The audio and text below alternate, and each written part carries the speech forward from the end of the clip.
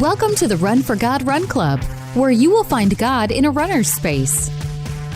Welcome to the Run for God Run Club. This is your one stop each week to be motivated and inspired to get off the couch and onto the running trail, where you can in turn inspire others to do the same.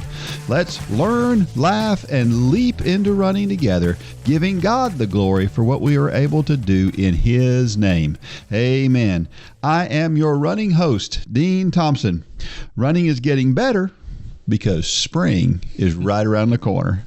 And let's talk running and faith this morning. As usual, joining me is Run for God founder Mitchell Hollis. Thanks for having me, Dean. How are you? Man, oh man, I'm good. It's been a while. I feel like I ain't seen you in a month. I know. But it was just last week. It just gets busy, doesn't it? It does. It does. Busy's good. Busy's good. We had some extreme weather changes this weekend, didn't we? Yeah, I mean, it was what? Well, it was 80 degrees at one point last week. And then 2 days later, it's snowing. Snow and ice. And then it's supposed to be back into 70 today. Yeah. So welcome to the spring in the South, for sure. It's if you don't like the weather in North Georgia, wait a day. Well, I had an interesting thing happen to me when we had all that snow and ice on the ground, which I'm going to share a story about that today. That'd be interesting. Yeah. Did it involve a fall or anything like that? It did not involve a fall. Okay. Fortunately enough for me, because I think my bones are getting brittle. Yeah. Yeah. All right, well, let's talk about this week's sponsor. First of all, if you own a business or you know of a business that would like to support Run for God and allow us to support you, send an email to runlanehollis@gmail.com. He can get you all the information on our partnership programs that we do.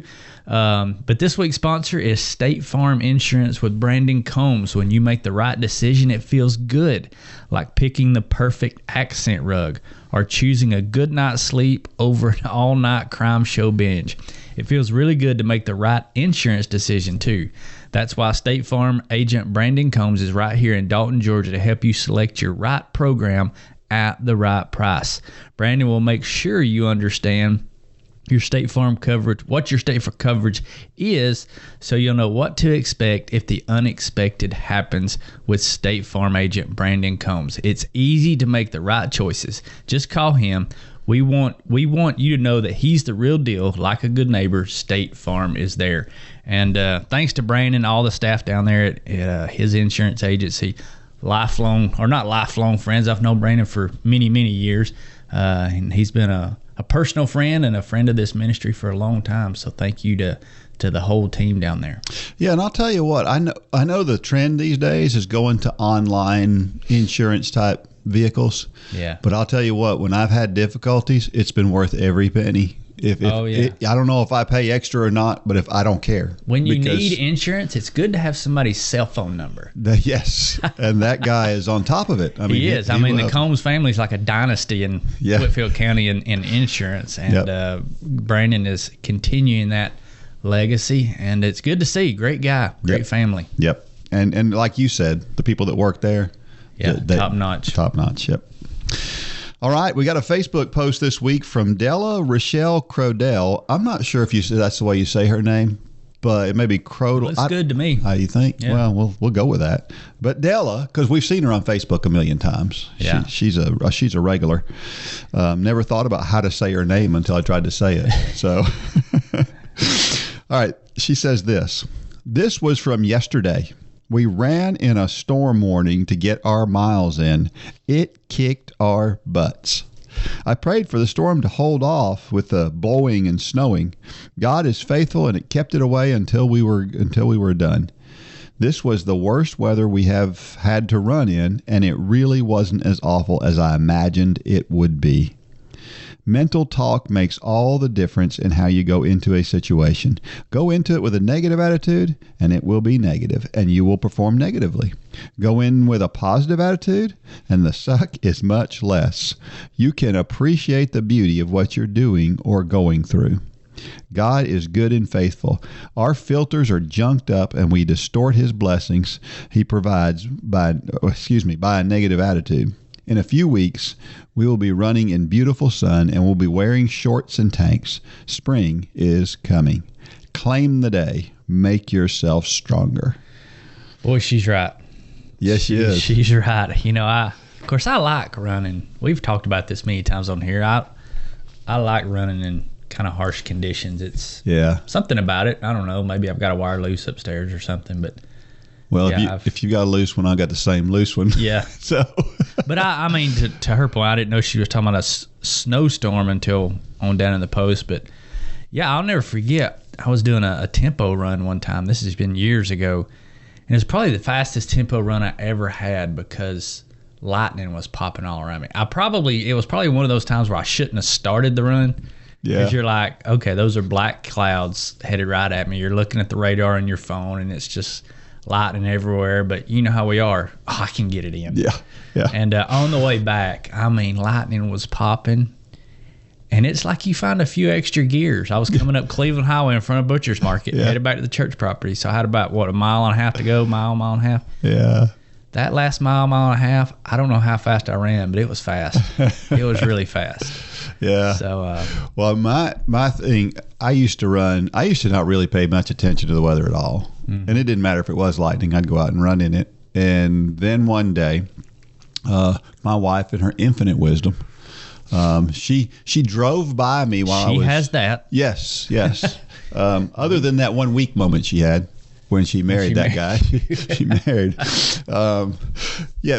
I was running. It was pouring down rain. The lightning was all over the place, and I was running down around the track. You know, there's that track on the way home.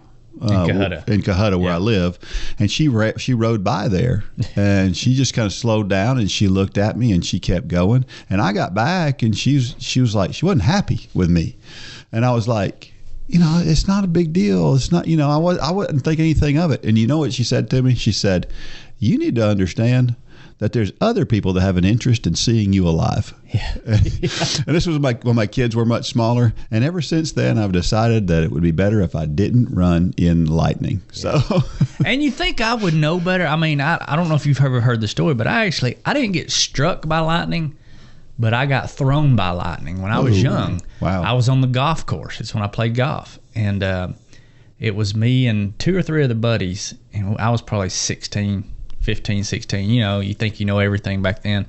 And the lightning sirens had went off like 2 times, and we were walking, and we walked to the clubhouse already 2 times. And then we were back out at Knob North, number 16, that goes along Countryway there, and the sirens went off again. And I'm like, I'm not going back in again. And so we kept playing. Well, I wasn't in the middle of a swing. I was standing there, and all I remember is a flash, and I was on the ground. Wow. And when I opened my eyes, my cousin is standing over me, and his eyes are as big as saucers looking at me. He thought I was dead. But evidently lightning hit right close enough to knock me down. Wow. And just for a split second, kind of knocked me. I don't know if it just rung my bell or what, but we actually didn't even go to the clubhouse. We went to one of the houses across the street. Wow. To somebody we didn't even know, and said, we need to get on your front porch. But yeah, it's dangerous stuff. It really is. I hate to say this and throw you under the bus like this, but I like to think that if I had gone through that, I wouldn't have been running that day on that track, but maybe not. Well, but it was, if it would have been lightning when I started that run, that's true. I probably wouldn't have. But, I think I can get it done before lightning gets there. That's right. We're not endorsing running in lightning. We're not. No, it's not stupid. at all. So don't do it. But unfortunately, I have been caught out in it before, and it's no fun. So you didn't do the Lee Trevino trick. You know what Lee Trevino says about getting caught in lightning, right? Nope. If you ever get caught in lightning, you just hold a 1-iron up in the air, because not even God can hit a 1-iron. Never heard that one. Yeah, and I never had a 1-iron to hit, but I didn't either. I had a 3 as low as I went. I had a 2-iron and I couldn't hit it either. So, of course, I couldn't hit a lot of those clubs in my bag for some reason. It was really weird. That's why I finally gave it up. Yeah. But it's funny. This post is so interesting because it meshes so well with the story that I'm going to share in Dean's thoughts. So it'll be interesting to see, because it's exactly what you're talking about. It's the same thing. We've been, our attitude and what we do and how we react to things makes such a difference. And I've noticed that as I get older, I get better at it. Have you noticed that? Do you get better at dealing with these negative feelings you got and things? It depends on what it is. Some things I get, I think more cranky. You know, some of my family tells me I'm going to be that cranky old man. Get off my yard. Yeah, that guy.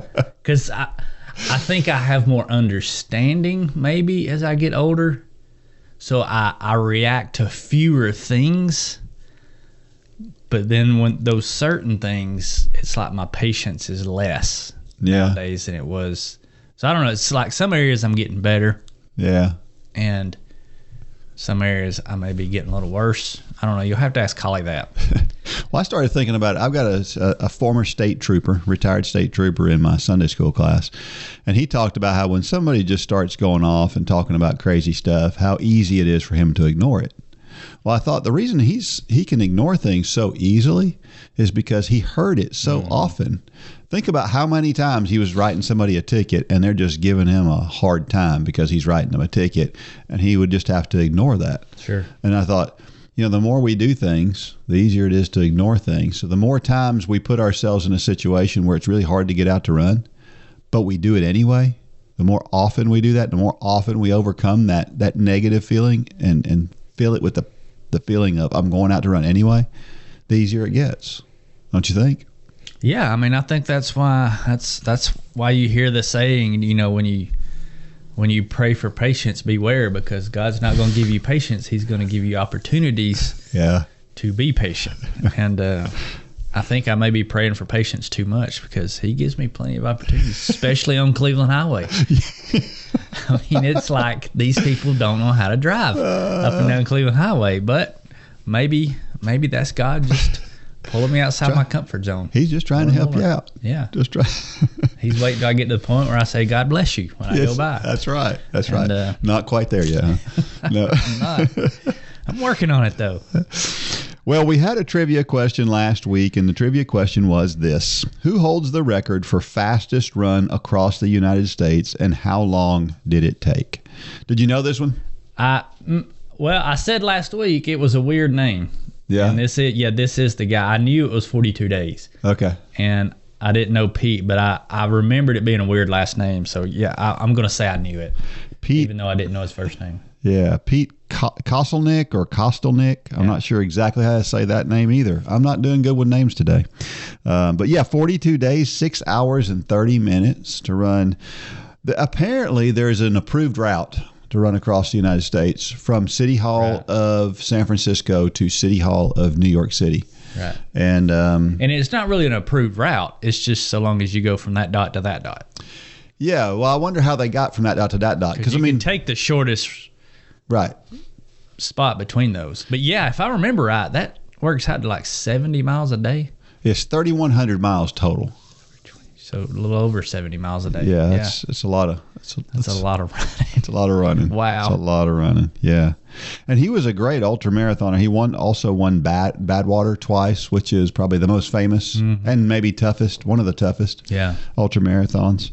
What is it? Western States is the other one. Yeah, Western States is the other big one in the United States.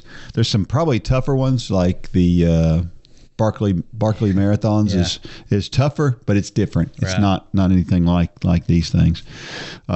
He's the 5th fastest American all time in the 24-hour run.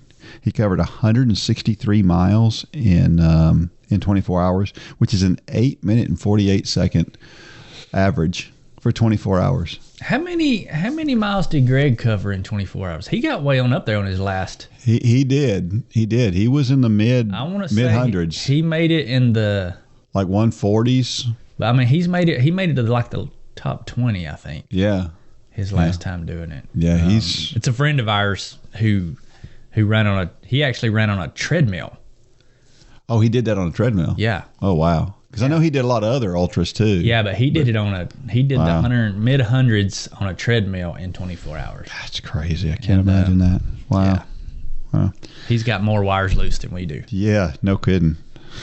So he did this on September 12th of 2016. Again, it's 3,100 miles. The previous record was 46 days, 8 hours, and 36 minutes, which was set in 1980. So the record had stood for, 36 years by a guy named Frank Giannino Jr., and he said he felt like it was nostalgic watching Pete break his record. I imagine it would be, because 36 years later, he's obviously in no condition probably to do that. So to watch somebody else do it is probably pretty cool. But when Frank did it, he spent a lot of time walking, and he only slept 6 hours a night, so he got less sleep than Pete did. So he kind of averaged about 11 minutes a mile, but apparently Pete was like 9.5 minutes a mile for this run. So while he was running, you have to take out the rest time. He was running 9.5 minutes a mile for 3,100 miles, which is just crazy to think that somebody can do that. And there were snowstorms, 35-mile-per-hour winds.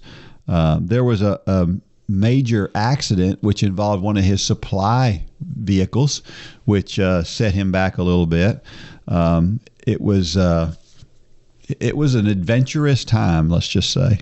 And of course, there have been several other ultramarathon runners that had attempted to break this record that the original guy Frank had set, but it wasn't until Pete did it that it was broken. So, a lot of people thought that record at 46 days seemed easy until they tried to do it. Yeah. Isn't that the way it is for a lot of us? Yeah, yeah. I mean, the cumulative effect. I say the hardest thing. I've said this many times. The hardest thing I've ever done to this day is not Ironman. It's not the attempting the 24 hours on a treadmill. It's the Blue Ridge Relay. Yeah. And because what gets you, I mean, it's nothing like what he did, but it took us 30 hours to do it. And I think total, I only ran like 31 or 35 miles total. And I've said it would have been easier had I ran 31 or 35 miles and just got my leg of the relay over. But the problem is with the Blue Ridge Relay, and kind of like this guy, is for us, I would run 6 miles. I would get in a van with 5 other sweaty guys. Mm-hmm. You can't sleep. The lack of sleep is what really starts getting you off. And I'm sure, I mean, Pete got sleep, but it couldn't have been good sleep. Yeah, you wouldn't think. So it's the cumulative effect of, lack of sleep. You're just exhausted. Not to mention you run for 6 miles and then you get in a van, everything tightens up. Yeah. We really didn't have the opportunity. I mean, we probably could have, but we didn't. We didn't stretch like we should have. And so, yeah, these type of, it's the cumulative effect is exponential. Yeah. On these type of runs. Yeah. And so I can't imagine running across America. I mean, you just got to be in turmoil when you get to the end. Yeah, it's got to be. got to be. I think you need to try it one day. I don't think I'm going to try that. Really? Yeah, not much of an ultramarathoner myself. Okay. I'm not even a big fan of marathons. Not even if I dare you? No. What about double dog dare? You going to pay for it? Well, I don't know. Let's see. This could be a run for God. Man, we never know. Are we dreaming something up right here? I don't know. This sounds a little too deep. We'll talk about it later. Well, he was very, very meticulous in keeping records, too, to make sure that there was no doubt that he did this run. He wore 2 GPS watches in case one of them failed. And then they gathered witnesses. They took a bunch of pictures along the way, and they just wanted to make sure that nobody could deny that Pete did this. And I think that's cool that he was so meticulous about all of that. My old high school coach, who Richard Westbrook, sure, he did the Race Across America once, so he ran this route. Really? Yeah, and finished 3rd. I think it was back in the 80s. How long did it take him? I want to say it was 60 days. Wow. But that route back then, I think the way that the Race Across America went was you went from, there was a prescribed route every day. And you ran that route, and then everybody stayed at one place, and then you ran the next day. So it's kind of like the Blue Ridge Relay, and yeah, you have these segments. Yes, yeah. But everybody stopped and slept basically at the same time, and then the next day you all started at the same time. It's kind of like the Tour de France. Yeah, more like that. Yeah. Yep. So yeah, pretty cool, huh? Yeah. Okay. So we got a race coming up, Dean. It's very soon, and if you don't know about it, you've been living under a rock. But we've got the 5K in Dalton, Georgia. It's the 5K weekend for all you Run Club members. We've got all kinds of stuff going on. We've got stuff going on Friday, Saturday morning. Obviously, it's the race. We've got the dinner Saturday night, the good old Southern barbecue dinner by Brooker Brothers Barbecue, and then we're all going to gather together on Sunday morning and worship together at my church. So if you don't know anything about it, go to runforgod.com, click on the 5K challenge weekend, learn all about it. If you're not a Run Club member, we would love to have you for the 5K race. It's a great race. It's unlike any other race that you've ever run. We just do things differently. Not saying better, but I'm saying differently than most other races.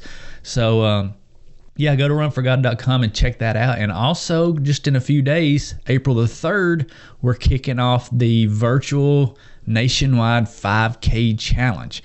So if you've been hanging around Run Club, but you're not participating in any of the challenges, or maybe you're listening to this and you're not part of Run Club and you've never run before, for whatever reason you're listening to this, join us for the 5K challenge starting April 3rd. It's where we parallel faith and endurance, and we take those who may have never run in their whole life to their first 5K. It's a great time.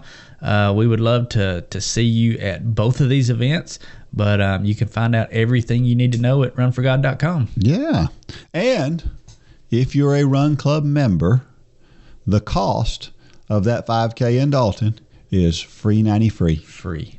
That's right. You just don't get much cheaper than that. No, it's hard to get cheaper. Yeah, that's one of the perks of being a Run Club member is that race is free. We have a lot of perks. The biggest one being the Run Club Facebook group. I never would have thought that would be the number one thing that people talk about, but it is. It is. Hands down, that's what people talk about. So if you're not a member of Run Club, go check it out. You're supporting a ministry that wakes up every morning trying to figure out how to share the gospel of Christ through the sport of running. And we just have a good time. Yep. We have a lot of fun in this thing. And then after you get through checking out Run Club and joining up for Run Club, then check out J Radio, because this podcast would not be possible without the folks at J Radio. Absolutely. If your teen is into rock and metal music that makes your ears bleed and your grandmother clutch her pearls, we can help. If your spouse yearns for music from the old days and wants to relive the music of their glory years, we can handle that. If you need a break from the day to spend time with God and recognize His goodness, we'd love to be a part of that. Whether it's rock and metal, classic songs from decades past, or heartfelt worship music, J Radio has you covered. Sign up for an account at jradio.com and download the app in your app store to start listening for free today.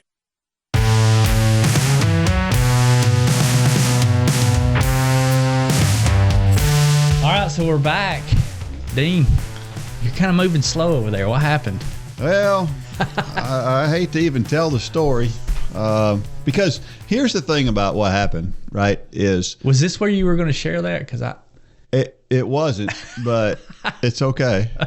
I just noticed how you were getting up kind of gingerly. Yeah. Well, I have kind of tweaked my back a little bit, lifting, I don't know, probably 80-pound coolers of ice and water, because I had decided that we were going to do this. We've done this, right? We did this with our triathletes, where you take a bucket of ice water and you have athletes put their arm down up to their elbow in this bucket of water and see how long they can hold their hand in there, because it's painful to do that, right? And so I thought, well, let's do that with our college team. Let's have them do that, and let's see what their pain tolerance is. And you know how it works. Most of the group, they all pull their arm out within, 30 seconds to a minute. Sure. Right? Well, we had 8 of them that were doing this. And so I had, and I'm telling you, these coolers, they were completely full of ice. I mean, the water couldn't have been colder. And the coolers had been sitting there for over an hour. They were cold. And these ladies put their arms down in that water up to their elbows, and every single one of them held their arm in there for 3 minutes. That's impressive. We have got a tough bunch. So now, before people listening think, what is he doing to these young ladies on the cross-country team? Explain why you do that? Why did we start doing it with the triathlon kids? Why did you do it with these young ladies? Because there's a lesson here. Yeah, and the lesson is that we can always push a little further into our pain than we think we can. Sure. And so typically what most people do when they try that experiment, and maybe you're at home, try it. Get a 5-gallon bucket, fill it up about 2/3 of the way with ice, and then fill it up with water. Stick your arm down in there. Mm-hmm. See how long you can hold your arm down in there. And I'm telling you, you can hold your arm down in it. Now, after about a minute and a half, it just gets completely numb, and it doesn't matter how long after that. So I had them hold it in there for 3 minutes. But most people will pull their arm out because they'll believe that they can't hold their arm in there because the pain is too great. Yeah. And the truth is you can withstand that pain. But I'm sitting here thinking I could make a prediction, and I guarantee you I would be right. I would bet, I know all your girls, I would say at least 2/3 of them, if you ask them to go home before they did it, if you would have asked them to do it that night at home by themselves, 2/3 of them wouldn't have been able to do it. Yeah. Peer pressure. It's the power of having people that make you stronger around you. Yeah. That's also another big picture here. It's because true. It's harder to get out and run by yourself many times when you really just don't feel like it, right? Yeah, that's right. But if you got somebody there waiting at the stop sign on you, or you're going to get on the run club group that night and somebody's going to ask you about it, you're much more likely to get it done. So if you want to try a little test of pain threshold or pain tolerance, go get you a 5-gallon jug of ice water and stick your arm down in it and let us know how that goes. Yeah. I got a feeling we're going to have people do that. And if you pull your arm out of that water, just understand this. If you do that, that probably means you can run faster and longer than you think you can. And when you take your arm out, let's go ahead and warn everybody. When you take your arm out, don't go put it in front of heat. Yes. Because then that becomes excruciatingly painful. Yes. Just let it warm up by room temperature and don't go stick it in front of the heater or anything. Just get you a towel and wrap it in a towel. Yeah, and you'll be fine. Yeah. Sure. Hey, did you know that we can remember things better if it's in color? So I heard this the other day. I thought this was interesting, that if you take notes, like you're in a meeting or something, you take notes and you take them in color, then you can remember what you learned better because it's in color than if it was just written in pen. You know, there's a country song about that. No, I did not. And it really is a great song. Huh. It said the title of the song is "You Should Have Seen It in Color." And it was talking about a World War II vet. He was showing his grandkids pictures, and he was saying you should have seen it in color. It was much good song. I need to go look that up. Yeah, listen to that song. Anyway, I got sidetracked. You think that's connected to the idea that we just like variety? Yeah, for sure. Because I think we all like variety. I mean, people in general like. I think I don't know if you're. I'll eat the same thing every night. It won't bother me a bit. I'll eat the same thing for lunch every day. It doesn't bother me a bit.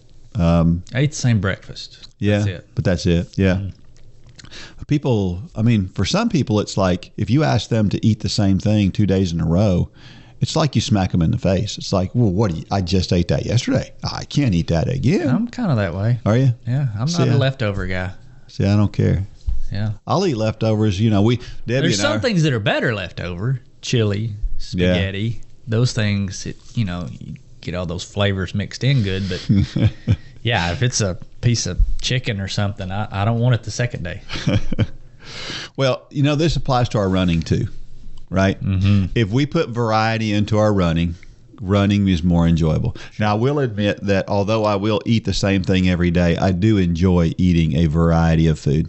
After we get through here, I'm going to meet my 2 boys for lunch, and we're going to eat at a place, a Middle Eastern food place I've never eaten before. I can't wait. Really? Where's that cool. at? It's on Abutment Road. Really? It's called Jerusalem Grill. Oh, I've heard about it. Yeah. I've never been there. I haven't been there, so we're going to try it. But yeah, so putting a little variety into your run, go run someplace else, go run with somebody else, run a different distance, do something different, and it'll make it a little bit more fun. So I just thought that was a good analogy. Now, I'm going to try taking some notes in color the next time I have a meeting, and I'm going to see if it makes a difference.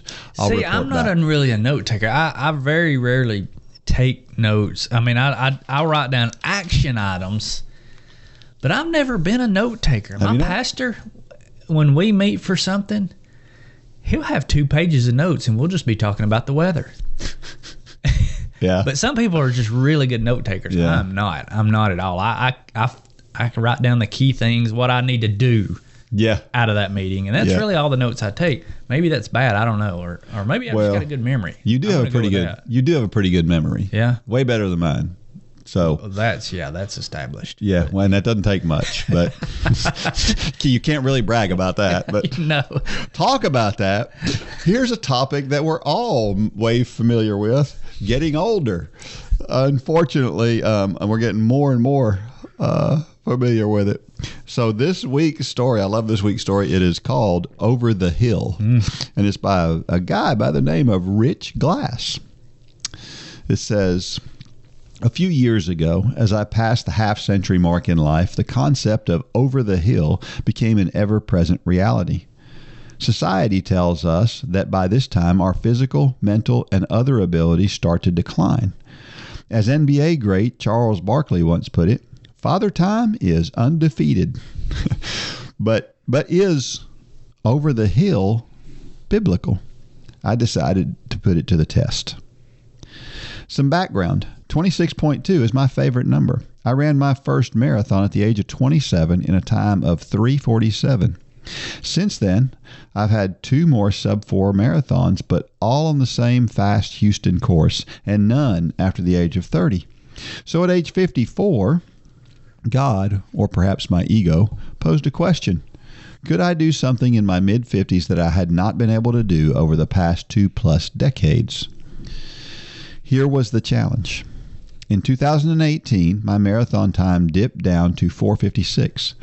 To preserve my health, I had adopted the Galloway run, walk, run method, so I never ran more than 1 mile at a time. I chose the Hatchie Marathon in Waxahachie on the first Saturday of May 2019. Texas temperatures can reach the 90s by then. Sounds impossible, but the Bible tells us that with God, all things are possible. Even though no family or friends would be there, I was not running this race alone. Ultimately, I questioned myself. Was I being a Judges chapter 6 Gideon, putting God to the test, or a chapter 7 Gideon, trusting God to do something great? God gave me a mantra, a repeated, encouraging phrase. It's the acronym RIPE, or RIPE. Resist quitting, insist on keeping on, persist without exception, and exist to glorify God. Each part was supported by a Bible verse. Running a sub-4 hour for 4 marathon requires an average of 9:10 per mile. The Hatchie Marathon was a 3-loop course. Other races up to 50 miles were going on simultaneously. That's a lot of foot traffic. Was I ripe? The race started at 7 a.m. Temperature was already in the mid-60s. I finished Loop 1 in 1:17, a little ahead of pace. But disaster struck at mile 15. A face dive into the concrete when I stepped into a small hole in the sidewalk.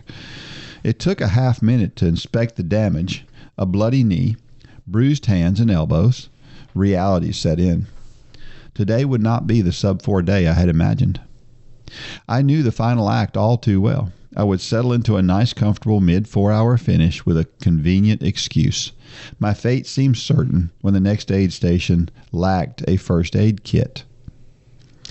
I finished Loop 2 at 2:38. Surprisingly, through mile 20, surprisingly though, mile 20 was 9:07. At mile 22, I did the math. I still had an outside shot. At mile 24, the math improved to 50-50. At mile 26, reality again set in. I knew that God had kept me ripe. I finished in 3:57.56, third among the masters. Here's my Facebook entry. Finished at 3:58. At mile 24, I had just about given up, but gave it to God. Very emotional final quarter mile, as I knew that the last time I ran a sub-4 hour marathon was 24 years ago. To God be the glory. I have thought a lot about May 4th, 2019. A lot of Bible heroes did great things during their over-the-hill years. Noah, Abraham, Moses, Daniel. My favorite is Caleb. At 40, he spied out the promised land with Joshua.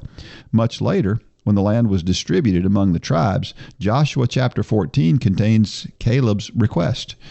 Here I am this day, 85 years old. As yet I am as strong this day as on the day that Moses sent me. Just as my strength was then, so now is my strength.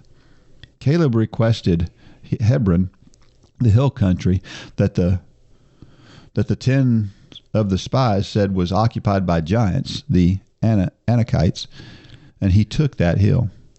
Similarly, God has hills. Similarly, God has hills he wants every believer to take. We simply need to be ripe. Resist quitting, insist on keeping on, persist without exception, and exist to glorify God. Man, that's a great story, Rich. That gives me hope. Yeah. You know, I'm not too far from that half-century mark now. Yeah. We've got a few years left, but get closer every day. Yeah, I mean, he's just a great example that so many times I hear it a lot. You know, people say, "Well, I'm too old to do this. I'm too old to do that." And no, you're not. Yeah, you're not. Yep. It's just a state of mind. It's just a number. It really is. Yeah. I mean, obviously, there's going to be some limitations, but the act of running is not one of them. Yeah. In most cases. That's right. Yep. Well, the definition of the word ripe I thought was interesting. Ripe means fully grown and developed, or having mature knowledge, understanding, or judgment, or of advancing years, like as in ripe old age, or suitable or appropriate. The time was ripe for the attempt, for example. And then fully prepared.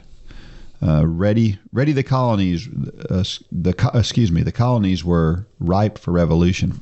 Is an example. I mean that is so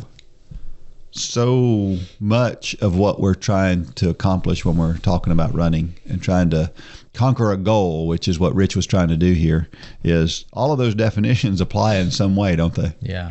So it's awesome how God gave him that particular acronym. Yeah, I like that. Yeah. Yeah, congratulations. That's yeah, that's a great. That's just a testament that, you know, you can take control of your health at any age. Yeah. And yeah, I love that story. Yeah, yeah. Scripture passage number 1, 2 Timothy 4:7. I have fought the good fight. I have finished the race. I have kept the faith. We've all heard that one. And we have all done one of two things. We did something like halfway, like we didn't put our full effort into it, and then we regretted it afterwards. Mm-hmm. Or we didn't do something, and then we were mad at ourselves afterwards, right? We've all done that. Now, take those things, because we've all been there, and contrast that with the feeling of accomplishment that comes after, like what Rich did here.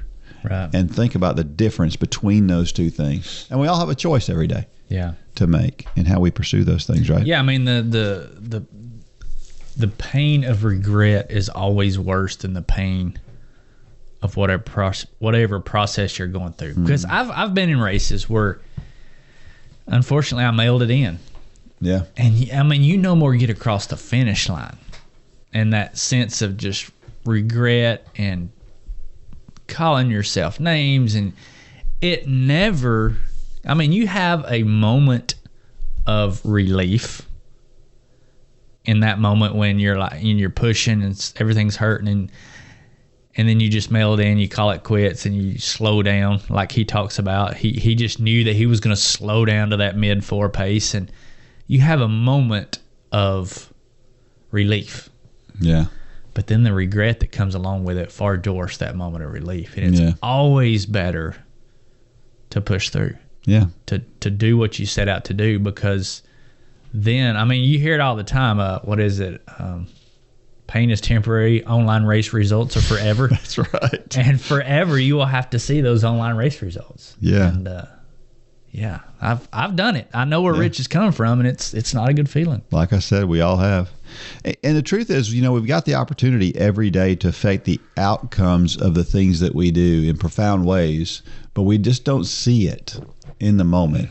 We don't ever go for a run and then get through and go, man, I wish I wouldn't have done that. Yeah. We're always glad we did it. Sure.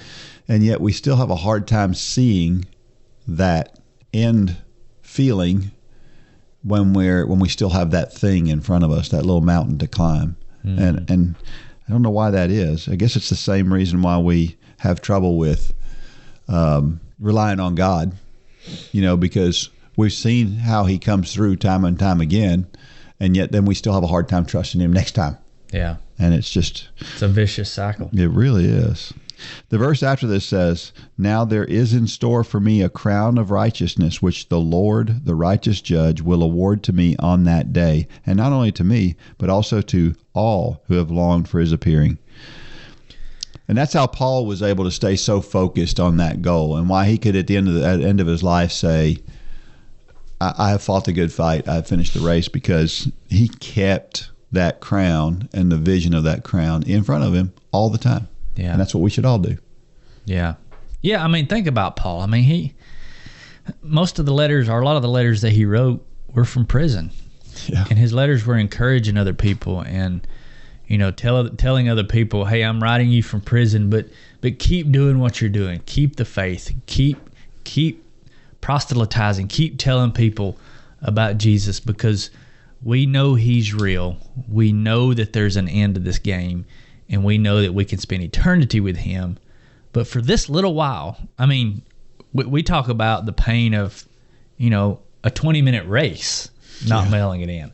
Well, Paul was talking about the pain of a lifetime. Yep. That are for years, and he wasn't willing to mail it in, because in contrast to eternity, it's less than that 20-minute run. Yeah. And but you're right. We do it. We know the benefits of it. We know what it feels like to cross the finish line victoriously, or do something substantial for Christ and be rewarded for it by him. We know what that feels like. But yet we go to sleep and we wake up the next day and it's like we start the cycle all over again. Yeah. And, if Paul had it figured out, and we need to rely on these passages. We need to look at, Rich mentioned the heroes of faith up there, and we have all. That's the great thing about where we are today that Paul didn't necessarily have. He had the Old Testament, but we've got the whole Bible now. Yeah. And we see all these stories, and we know the outcomes, and we know what's in store for us if we're obedient. But you got to open that book, and you got to read. Yep. Every day. We have to change our filter, which we're going to keep driving that point home today. Isaiah 40:31. But those who wait on the Lord shall renew their strength. They shall mount up with wings like eagles. They shall run and not be weary. They shall walk and not faint. Renew our strength. Rich found strength that he had not had in many years. I think about that when I think about the phrase renew our strength. And I think there's a spiritual application to that as well. Because no matter how far away from God we get, no matter how much we feel disconnected from God, he's always ready to renew that tie that we have with him.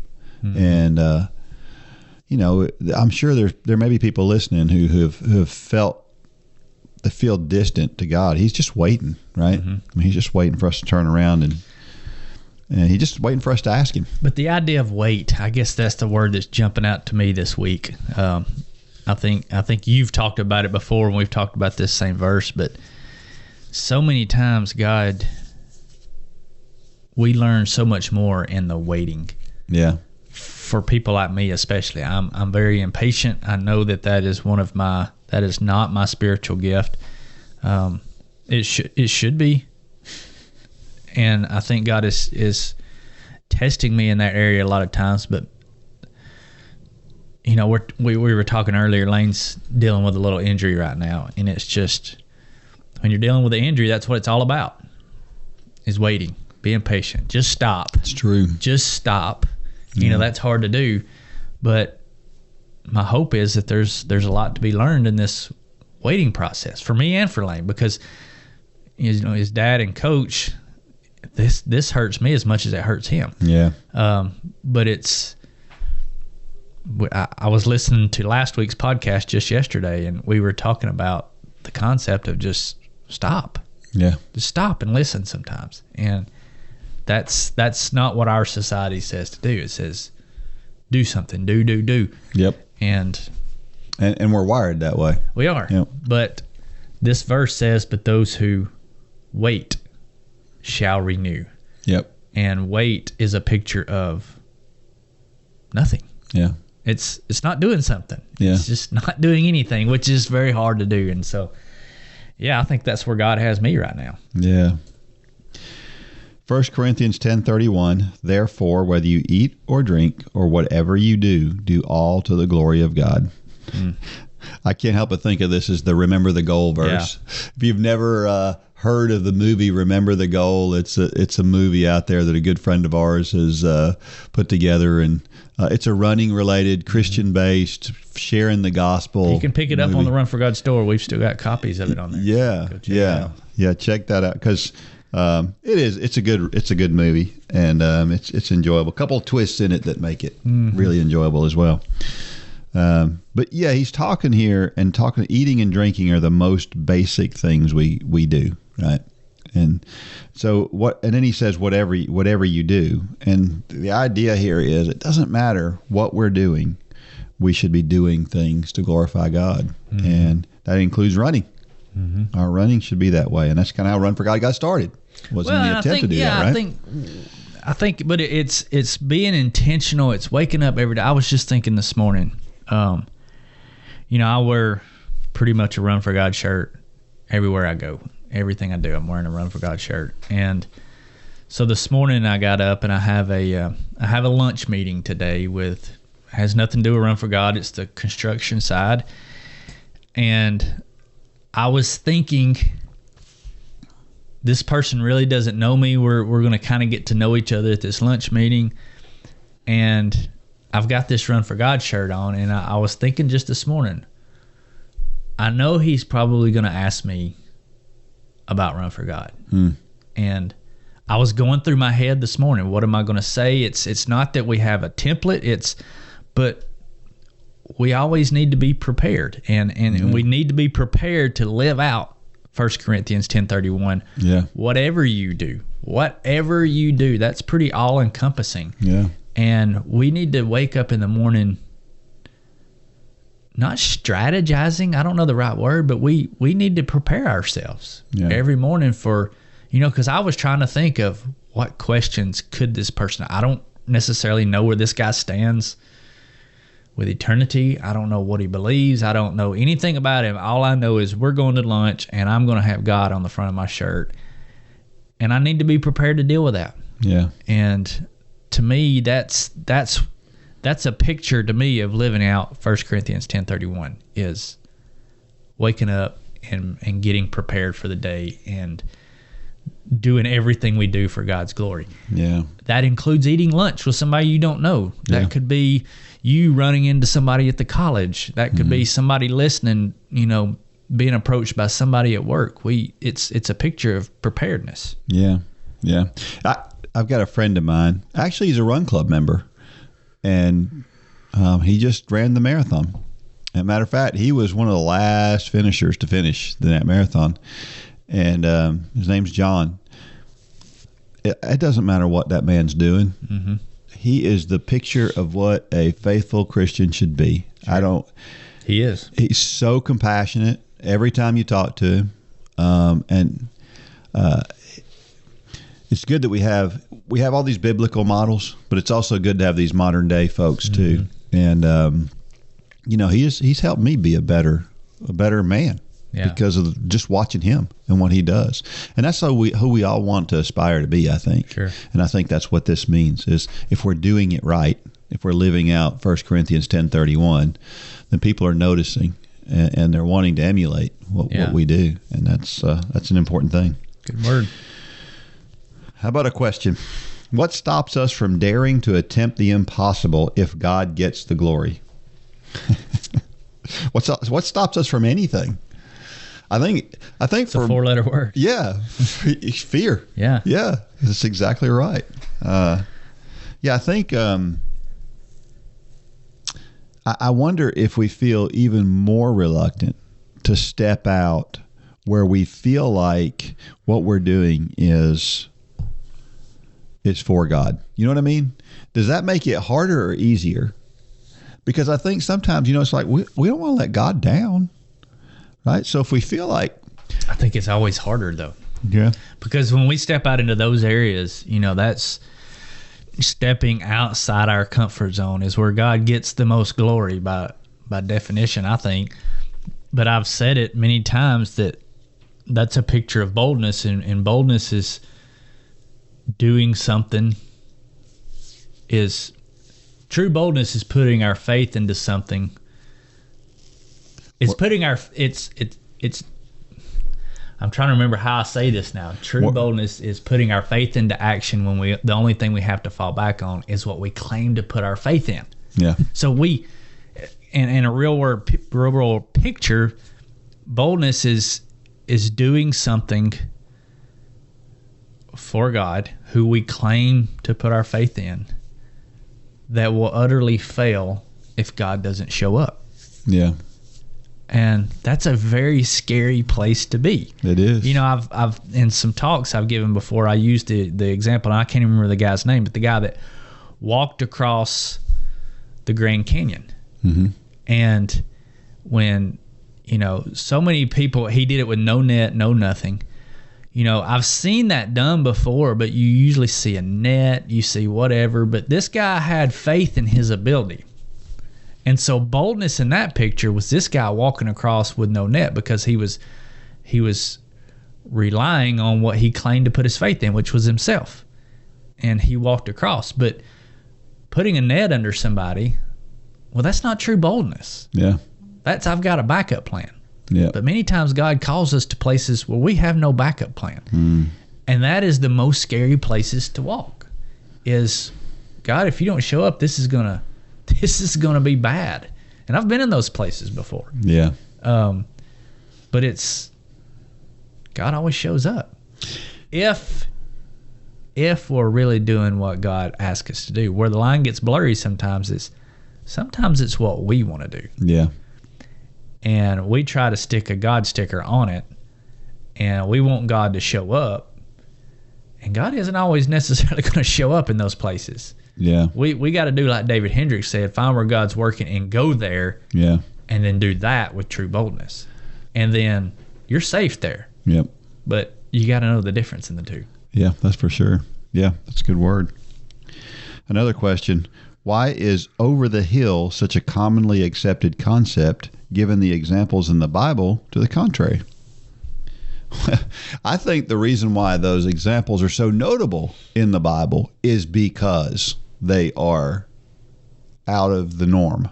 You know what I mean? In other words, God consistently throughout the Bible used people who you wouldn't think he would use. He never used perfect people to make a point. I mean, about the closest he came to that was, Job, who was, who stayed on task no matter what happened to him. But for the most part, he used very, very imperfect people to accomplish what he wanted to accomplish. And that meant sometimes let's throw an old guy in there.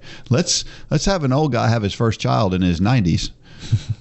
Because that's if you impossible. Look at biblical times, I mean, Methuselah was 986 years old. Well, by that standard, you're not over the hill till you're over 500 years old. So none of those guys were over the hill. Yeah, yeah. In those days. That's true. Yeah, yeah. So you're not over the hill, Dean. Oh man, that makes me feel young now. Good Lord, I'm just getting started. Was it 986? Was that how Methuselah I think it was. I thought it was 969. Was I thinking that? I always thought 986. Anyway, I don't know. A lot of years, almost 1,000. Yeah, almost 1,000 years. Yeah. And I think about it from a running standpoint. Think about this. Okay, when you think about the term over the hill, here's what I want you to think about. Running over a hill, I'm going uphill, it's hard. And when I get to the top of the hill and I'm over the hill, what happens? You get faster. I get to run downhill, right? Mm-hmm. So look at over the hill that way. You're going downhill. Downhill can be a good thing when you apply it to running. It's easier, right? So sure. Yeah. All right, last question. Like Caleb, what hill might God be calling you to? When people write different than you do, it's really hard to read them sometimes. You're having a hard time today. I am, yeah. Like Caleb, what hill might God be calling you to take instead of using the over-the-hill excuse? You know, I don't feel real limited in it. You've heard me before. You know, when people say, I've gotten to be a little bit better about when somebody beats me in a race, for example, of going, well, he's half my age. You know, it's okay. But for the most part, I don't like that excuse. I still want to beat that guy. I don't care. I don't care how old he is. I've never liked over the hill type of terminology, period. Yeah. You know, I don't it's just like I've never liked the concept of retirement. I just haven't. I don't think I'll ever retire. I may do something different one day. Yeah. But I don't think we're made to shut it down at any point in time. Yeah. You know, I mean, some people might retire from a job, but to me, the ones that live the longest and healthiest and most fulfilled lives from a worldly standpoint, they might retire from a job, but they go on to do something else. You know, I always laughed at my stepdad before he died. He retired, and a few years later, I was talking to him. He said, "Man, I'm more busy now than when I was working." He said, "I don't know how I had time to get everything done back when I was working." Yeah. But he kept himself busy. Yeah. Not busyness just for being busy, but busy. His focus changed a little bit, and it became more about helping people. Yep. But over the hill, it's just a picture. It's kind of like, you know, riding off into the sunset. Well, I want to go out in the blaze of glory. I don't want to ride off into the sunset. Better to burn out than fade away. I want God to take me out doing something I love and something that I'm doing for Him. Yeah. So I've never liked that kind of terminology. I've always said I'll never retire. Yeah. I'll do something different one day. Maybe not. Yeah. You and maybe me and you'll be sitting here when, I guess if I'm 100, you'll be what, 115, something like that. A whole bunch. I'll be a whole bunch. Yeah. Be giving Methuselah a run for his money. That's right. But who knows? Yeah. But I don't like the idea of just. I never have liked that excuse. Yeah. I don't like it when people use that excuse for run for God or running in general that they're too old. Well, you're not. Yep. You're never too old. We've got plenty of run club members that will fight you over that statement. Yep. I'm thinking of the one right now. What's her name? Real feisty run club member. She's probably listening. Double amputee. Oh yeah, I'm so bad with names. I'm drawing a blank. But anyway, I mean, she's on up in age, and man, just but no that's excuses. A picture of what I want to be when I'm her age. Yeah. And yeah, that's awesome. Awesome picture. Well, you know, there's only two things that I won't try to do these days. One of them, I've always been that way because I won't sing in front of people. Mostly because I can't sing. The other thing I won't do. Amen. Yeah.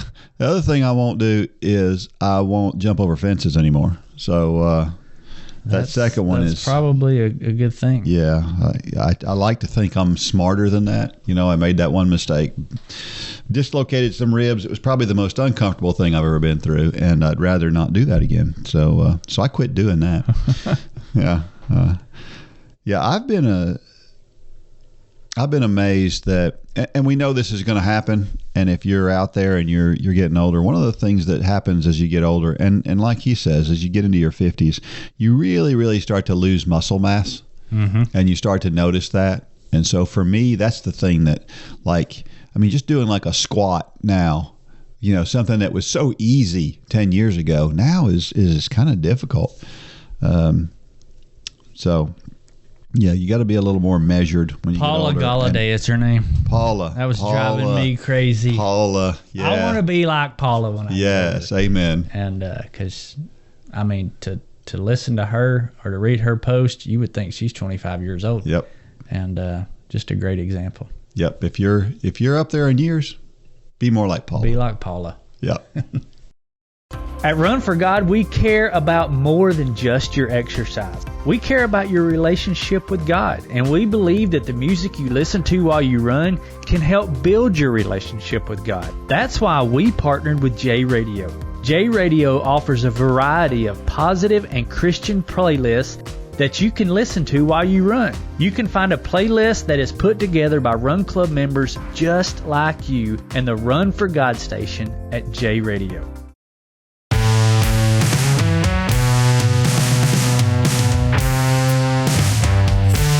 All right, we're back. Speaking of age, I posted something recently because I just saw it online, and it was talking about your knees wearing out as you get older.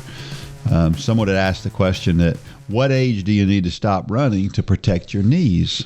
And the truth is that running is therapeutic to your knees. It doesn't destroy your knees, and that if you're a lifetime runner and your knees go bad, it's in spite of the fact that you ran, not because of the fact that you ran. And I think that's an important thing for people to understand, because so many people think that if I go out there and I run, I'm destroying my knees. But the truth is when you run, you have your knee is what they call a synovial joint, and you have this synovial fluid that lubricates that joint. And it's good for that joint to have that. The more exercise you get on that knee, the more synovial fluid you have in that knee, the better that knee and healthier that knee is. Well, and I've always cringed when I heard people saying this too, and I've never really said this to somebody, but this is what I've always thought when I've heard that argument. So let's say that that's true. It's not true, and I'm not saying it is true, but let's just, for this exercise, let's say that it is true that running is bad for your knees. Does all the good that comes from running not far outweigh the bad that comes from sedentary, taking that subject out? That's a good point. I mean, heart disease, high cholesterol. I mean, if you're thinking about your doctor bills, your doctor bills are going to be much higher. Yeah. If you're just living a sedentary life, than if you're living a running life and maybe you start having some knee problems. Yeah. Even a person with not so great knees who's fit and active, the benefits far outweigh. Now, with all that said, I don't buy into that argument. I think it's good for your knees. Yep. Just like you just said. But many times I feel like people they use that as an excuse. Now, there are some people out there who genuinely have some knee issues, and maybe it impedes them from running, but it's not because of running.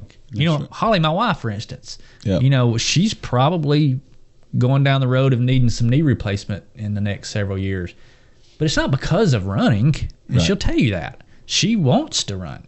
Yep. But yeah, a lot of times that's just one of those. It's kind of like I'm too old. Yeah. It's something society has just said, and many people believe it because you hear it so much, but it's just not the case. Yeah. Running is one of those things and we've seen it over and over again, where it actually kind of reverses the aging effect rather than makes it worse, right?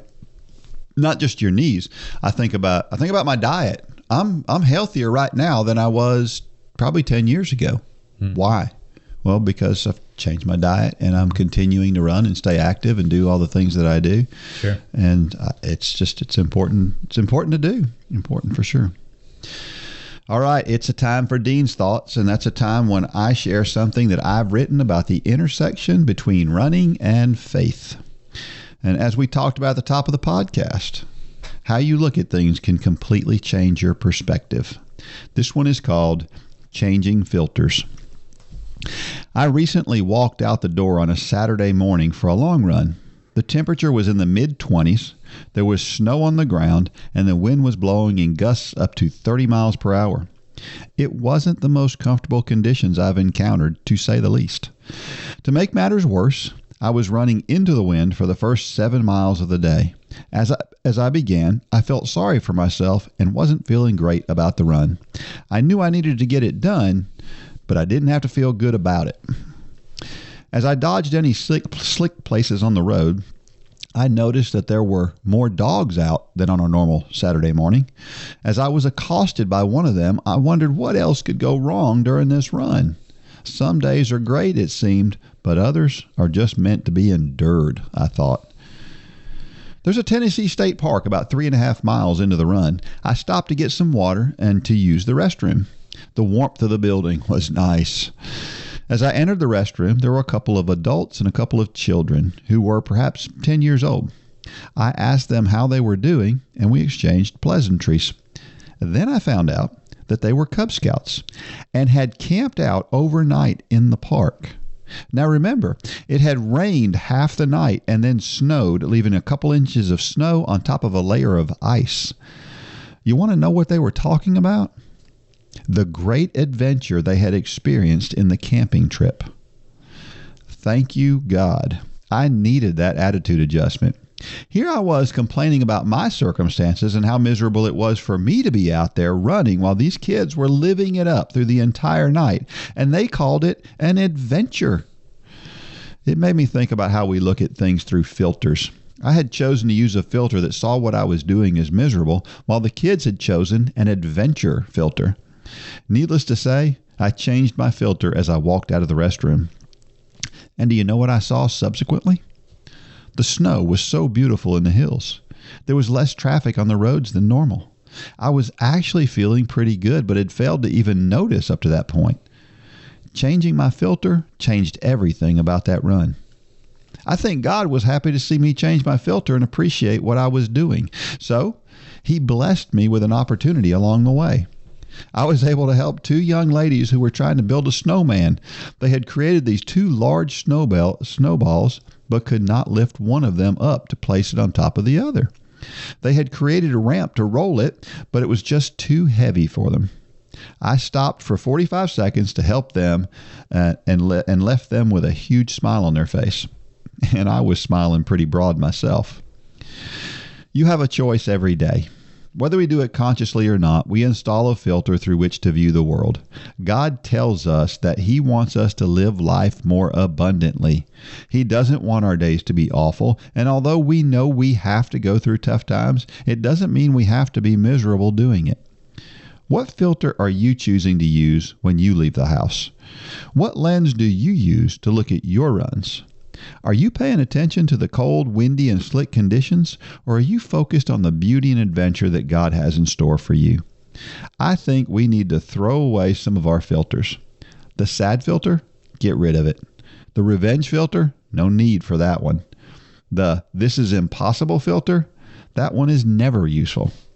It's your choice which filter you use. Which one are you going to choose today? That's an awesome story, Dean. You know what that reminds me of? What's that? I think you remember this. Remember the year that we did the triathlon camp at Fort Mountain? Yeah. We did a little triathlon camp for the kids, and we were doing it. It was during spring break, so it was about this time of year. So the water was still pretty darn cold, and we had them in wetsuits, and we were going through the swim portion, and they were just freezing. I almost got to feeling bad at one point because the water was cold. Yeah. And they were absolutely freezing and complaining. This is when all the kids were much younger. I think Lane was probably 12 maybe. And I'll never forget, within 30 minutes of getting done, there were kids that were camping there showed up, and they were swimming and playing in the water with no wetsuits on or anything. Yeah. And I remember looking at all of our kids going, you guys were just absolutely belly aching and whining and freezing, and now these kids are out here playing in the same water. Yeah. And they all felt pretty, ashamed of themselves at that point. But that's kind of what this reminds me of. You kind of had that same attitude. Yeah.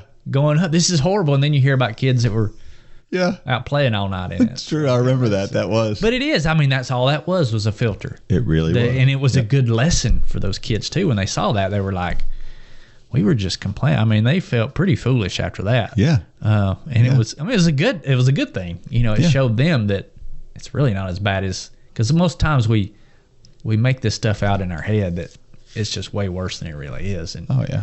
if you just look at it like you could have walked out the door and said, I'm going to go play in the snow. Yeah.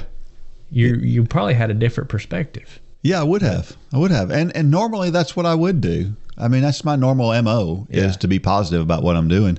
But for whatever, it was cold, and that wind was blowing right in my face. And, that first mile, my face was it hurt, because it was trying to get numb. And it didn't help. It was 70 the day before. Yeah, so it's true. It's true. And so this run was, like I said, I was just feeling sorry for myself, and it was amazing. Again, I wound up running pretty fast on that run, way faster probably than I should have run, and part of it was just my change in attitude, and it was astounding. And like I said, it was funny how I thought I felt bad, like my legs felt bad, until after I saw that, and then all of a sudden my legs felt better. I mean, literally, my legs felt better from that, and nothing changed, except your filter. That's exactly right. It's a good lesson, Dean. Yeah. I was listening to a podcast. This guy who he talks about filters and framing and all that stuff all the time. And he uses what he calls the really filter. I saw this in your notes. I like this. Yeah. I think I have one of those. Yeah. Mine's a seriously filter. Yeah. Same filter. Seriously? Same filter. Yeah. Yeah. When somebody says something and you're not sure whether it's true or not, then you ask that question. Really? Seriously? Really? Yeah, seriously. You're embellishing just a little Really? bit. It's really not that cold. Yeah. That's a good filter. I like that one. There's just a lot of different ways to frame the things that we do and the things that we are doing. One of my favorite filters is other people have done it lens. My attitude towards towards anything. I'm trying to think of something recently. There was something I did recently where I was thinking, well, other people have done it. I remember when we jumped out of an airplane. We did the whole parachute thing out of an airplane, and it was a little scary. But at the same time, it was like my justification and what made me feel good about it was, well, a lot of other people have done this. It can't be that bad, and that gets me through a lot of stuff. You built this story in your head that wasn't true. Yeah. And you have to default back to. Yeah, if people have done this. If Joe can do this, I can do it. Yeah. I think that's a good one to use. Yeah. Yep. And then it was really cool getting a chance to stop and help those two little girls. They were so thoughtful. They had put that ramp up there, and they were really trying to figure out. They really wanted to get that thing up there. And well, here's what was funny about that is we got that up on top of there. Well, they hadn't. They were amateurs. I mean, they live in South Tennessee. There's not a lot of snow. They don't get this opportunity often, and they hadn't thought. I don't think they thought about how they were going to do this because there was this big hill in this yard, and they were basically in a ditch where they were. They had rolled this snow all the way down this big hill and got down there and we don't know what to do with it now, and so they started getting creative. And but anyway, when we got that second one on top of the first one, there was no flat spot for it to stay. And so I don't know what happened, but we got it balanced. And I said, you guys are going to have to try to flatten that out right here somehow. You guys are going to have to get this to stay. And I said, do you got it? And then you left. Well, I said, do you got it? And they said, yeah. You sure? And I said, yeah. I said, okay, I'm going to let go, and I'm going to leave you guys with it, okay? And they said, yeah. And like I said, they had the biggest grins on their face. You need to go see if it's still there. I bet it is. Yeah. Because I still had snow out by the building. Yeah, I'm sure that's still there because it was kind of in a shady spot. It was under some trees. Yeah. So yeah, it probably would be. That's a funny story. That is. Yeah. Of course, once a snowman starts melting, it falls over pretty quickly. Yeah. So but here's what I will say: our most important filter, and the filter we should all be using, is the filter of the Bible. Is if we're gonna everything we look at, if we'll look at everything that we do through the filter of, remember the old "What would Jesus do" bracelets, the WWJD bracelets. That's what that was intended for. It was intended for us to look down and change our filter. Well, yeah, and we always need to be fine tuning that filter. Just recently, and I'm not going to get into what it was but there's there's something about the Bible that I've always heard forever, that this is what the Bible says. And I'll be honest, it's not an area that I've ever really dug into, because I've never really had a reason to dig into it. But somebody kind of challenged me on something here a while back. And so I dug into it. And it's not as cut and dry as what I've always heard. It's very ambiguous. And I'm kind of struggling with it. I mean, it's not anything major theological. It's just one of those, what's one of those sidebar discussions you hear about sometimes that I've really never had a reason to go into it, but I do now. And, now I'm looking at it with the biblical filter, and sometimes that filter is not crystal clear, and you got to dig more, and you dig more, and you dig more, and ultimately you'll find the truth. But sometimes we look at a situation with the not even a society's filter, but just what we've always heard filter. Yeah. And sometimes that's more dangerous than any of them. You're right. It's because, well, why are you doing that? Well, it's just because of what I've always heard. The lady that, what is it about the lady that was cooking a roast and people come to her house and she always cut the roast in half and laid it open in this pan, and, people would come in and say, well, why are you cutting that roast in half? Roast may not be the thing, but I'm using that as the example. Why are you cutting that in half? Well, that's the way my grandmother always did it. Yeah. Okay. And so she always cut it in half, always cut it in half, always cut it in half. She got to heaven and she got to ask her grandmother, people always ask me why I cut the roast in half. Why did you cut the roast in half? Well, it's because the pan I used wouldn't fit a whole roast, so I had to cut it in half. So we fall into that trap sometimes. That's right. Of we do things or we think or believe things just because that's what we've always heard. And I love how my pastor always puts it. When he gets into deep theology of the Bible, he said, don't trust me. Yeah. Go look this up for yourself. Yeah. And we've on spiritual things, we've got to use this as our filter. Not because of what Dean said or what Mitchell said. You need to trust but verify. That's right. Anything you hear when it comes to Scripture. Amen. That's why you've got to have that daily relationship and that walk with Christ and getting in His Word. And it works the opposite way, too. We see people who are convinced they can't run 20 minutes because they've never done it before.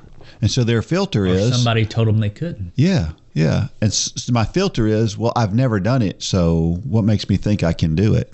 Right? And so that's another filter that gets in our way very often is, well, we haven't seen it done, so obviously it can't be done. Well, no, it doesn't mean it can't be done, right? And with God, we can do crazy, incredibly awesome things. Do you struggle with motivation to exercise? Are you looking for something that will challenge you and inspire and motivate you? The Run for God Run Club is just what you need to get off the couch and on your way to a fitter, healthier you. Stop trying to get into better shape and do it. With the help and inspiration of thousands of others who are going through the same challenges you face. Whether you're participating in the Couch to Marathon Challenge or just looking for a daily pick-me-up to get active, join the Run for God Run Club today. You can join for as little as 27 cents a day. So what are you waiting for? Get started today at www.runforgod.com.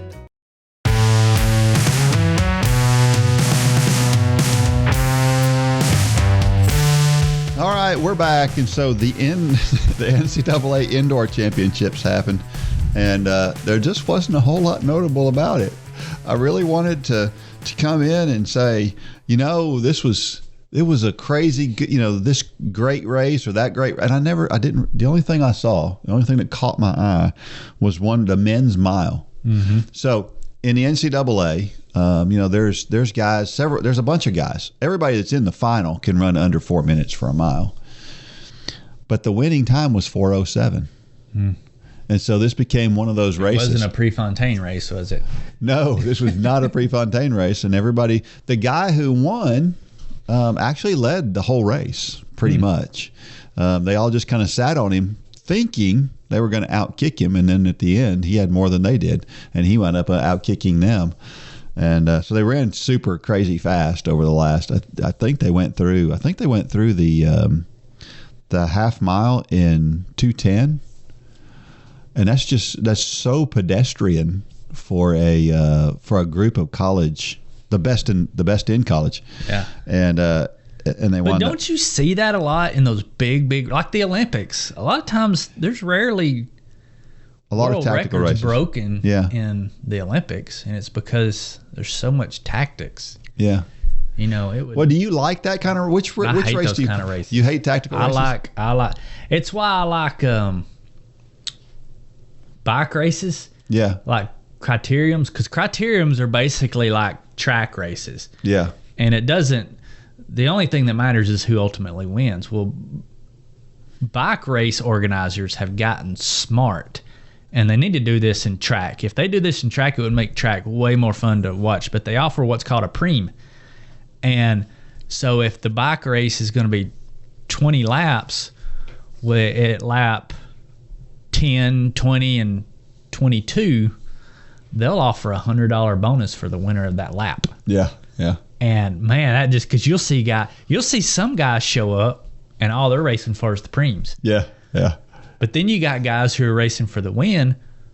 Well, they don't know that the guys racing for the preems have no chance of winning the whole race because these guys are coming from all over. Yeah. So it really it makes a bike race so much more, because if they didn't do that, it would just be like one of these strategic track races. Yeah. Where it's just everybody sits there and nobody breaks, and then the last lap, you know, the gloves are off and everybody goes at it. But when you offer a preem, it makes the whole race really good, because some of the preems can rival the overall prize. Yeah. I mean, as far as dollar wise. Yeah. And they do that just to make it more exciting. That's the only reason for it. Of course, in track, And it works. back in the 80s, there was Tom Byers. I don't know if you've ever heard that name before. Tom Byers they called him the rabbit that got away. And so he was a rabbit for a race, and they guys decided we weren't going with the rabbit, and he got way out in front. That's hilarious. And he wound up winning Good the for race him. because he was like, wait a minute, they're not can even do close. I think I can still win this thing. And he wound up winning it. Yeah. And so, yeah, the rabbit that got away was pretty cool. Yes, I guess, I don't know. I like tactical races. I like championship style racing better than I do. Because the truth is like when Eliud Kipchoge gets out there, and maybe it's a bad example, when they're looking for a world record, it's fun to watch them try to break the world record. You're watching every lap to see if they're under pace or whatever. But they're what's the difference? I mean, in that race, they're just running faster for a longer period of time. The chances of somebody shifting gears in a track race are zero unless it's a tactical race. If it's not a tactical race, nobody's shifting gears. They're just either you're sitting to kick or you're hammering as hard as you can go. Either one is a constant effort, right? Or if they would put like, and maybe they do this. I don't think they do. If they put like, say the London Marathon's one of the fast ones, isn't it? It's fast. Yeah. If they put a $100,000 bonus if you run a world record. They do. Really? Yes. And nobody goes after that? Sometimes they do, and sometimes they don't. I mean, the world record is at London. But then that just makes no sense. I mean, yeah, I mean, there's bonuses. If people break a world record, there's a bonus for those things, for sure. so why aren't they going after it every year? Well, first of all, it depends on the race. You only have a chance to break the world record on a super flat course. So Berlin, London. So you've got the course. That's about it. I mean, that's it. You get to. But that's what I'm saying. Use that one. Well, they do again. But why don't they go after it? That's my question. Well, they do. I mean, that's why London has all the fastest times. I mean, the fastest time and the second fastest time were London wins. Okay. Kipchoge and Bekele. They're the number 1 and 2. Well, then they need to put preems in it. Yeah. Now they need to do 5K, 10K, half marathon preems. That would be interesting. Imagine if those were $50,000 preems. Yeah, that would be interesting. Because then you're going to have some guys. You're going to have the 5K guy go out, And Kipchoge's going to hang back and say, let him have that one. But he may turn into the rabbit that got away. He may. And it's why I don't like technology in bike racing. You know, like if you ever watch the Tour de France, they'll have a guy break away, and these guys hang back, and they know so much about the math, about how it's going to transpire, that they never go after them. Yeah. Well, if you ever hear about races before that technology, well, if 3 guys took off and they start getting out of sight, you don't know anything about them once they get out of sight. Yeah. So the whole races back then were very different, and people were hammering more, and it was more exciting to watch. Well, now 3 guys take off, and it's so predictable. Yeah. And it's usually within the last 2 miles that the field catches them and passes them, and very rarely do you have the guy that holds it. Yeah. But it's still exciting to watch because there's always that chance. There's always a chance they're able to hold them off a little bit longer, and they wind up winning it. And man, it's so much fun to watch that 1 out of 20 races where it is. But imagine if the peloton had no clue where those guys were. Yeah, but then again, you'd have a big bunch. They'd all just stay together all the time. They wouldn't let that guy get out there. You wouldn't have that opportunity. That happened at the Boston Marathon this past year. But it makes the race much faster. That's what I'm saying. Yeah, but I don't care how fast it is. I just don't care how fast it is. I want to see a good battle. And I think that's a fun cerebral battle to watch. You know, the guy at Boston that went out last year, you remember that? The guy goes out in Boston, people haven't even heard of him, and he's way out in front. And they all let him go. Was that the guy that had to call in and say, I need to stay another day for the awards? No. Who was that? No, that was Yuki. Yeah. Yeah. That was the Japanese guy that won it in the bad weather. Well, last year, you had a guy, he went out hard, and his goal was to try to hold it as long as he could. And he was leading up until, I think, 23 miles maybe, late into the race. And it was like, but you realized, you were thinking, oh, he's going to be done by the time he gets to 20. And at 20, he's still leading. And then at 21, he's still leading. You're like, oh, man, this is awesome. Got to watch this guy. And, of course, he winds up getting caught. But, man, up until the point he was caught, it was exciting. Yeah. So there's a little bit of both. Yeah, I've never been a strategy guy. It's, I remember I like the Prefontaine type. Just go hard. I guess maybe it has something to do with perspective, because when I was young, I was a sit and kick guy. I was like, just hang around with whoever's in the lead and then just beat them at the end. Yeah. And that was just that was the way I ran almost every race. And so. Well, kind of an example, I'll never forget one of the first bike races. Lane he's never really done a lot of bike racing. But he's very strong on the bike, but that's not what he does. And I'll never forget one of the first races he got in, he was racing a bunch of guys who also do triathlon. It was I can't remember the team out of Atlanta. And every one of those guys, on any given day, Lane could just dust him in a time trial on the bike. I mean, he was a much stronger cyclist. And he actually got it handed to him in that race because it was so team tactical. Yeah. And he had no clue. I mean, Lane doesn't do bike races, so he had no clue what they were doing. I mean, they were just baiting him and switching and baiting and switching and just absolutely destroyed him. And then they all took off and left him. But any given day, he was a stronger biker than all of them. Yeah. But it's the tactics come in. And maybe for that reason, that's why I don't like tactics. I just like. But isn't it cool that the weaker guy can win by being smarter? Yeah, I mean, I guess. I guess. Yeah. I don't know. It's an age-old debate and a good one. Yeah. Yeah, for sure. Well, the cool thing about this particular race, the NCAA Indoor Championships, is that the top seven runners all finished within 1 second of winning. Mm-hmm. So the guy who finished 7th was less than a second behind the winner. And I think that's something to talk about later. Later in life, he's like, I was less than a second away from winning an NCAA championship. I don't know. That's kind of cool. How about a trivia question for this week? This one is interesting. Who is the youngest person to run a marathon? I know the youngest person to run a marathon on 7 continents. I know her personally. Oh, wow. That's pretty cool. Do you know who it is? I don't know who it is. Who is it? It's Winter Vanecki. Who is that? The girl that used to do triathlon with Lame, and now she was in the Olympics. Aerial jumping. Yeah. She was the youngest person to run a marathon on 7 continents. Is that right? Mm-hmm. That's pretty interesting. She was like 12 or 13. Wow. Yeah. Well, this person was way younger than 12 or 13. And so check it out. See if you can figure out who the youngest person to run a marathon was. Yep.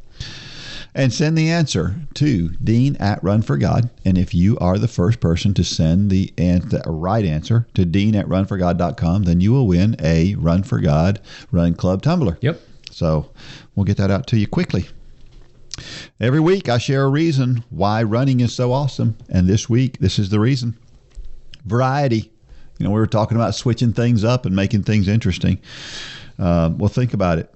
If you're a runner, you're called a runner, whether you run a 800-meter race or a 24-hour race. Mm-hmm. You're still a runner, right? So there's lots and lots of variety. You got trail races and trail running, and you got road races and road running, and you got track and treadmill. You got all these different ways to run. Some people do it for fun. Some people do it for competition. Some people are trying to lose weight. Mm-hmm. There's all these different reasons why people run. So just variety in general. And it doesn't matter your speed either. That's right. That's right. Yep. So yeah, running is variety. It's all, we could go on all day about variety and running. Our motivational thought of the week is this. It comes from a name that I cannot pronounce. I was wondering if you were going to pronounce that. Mduduzi Mundalamo. I don't know if that's right or not, but this is what he said. Your life is not a wheelbarrow nor a wagon, so expect no one to pull or push you where you want to be. Let your effort take you there. It's a good word. Yeah.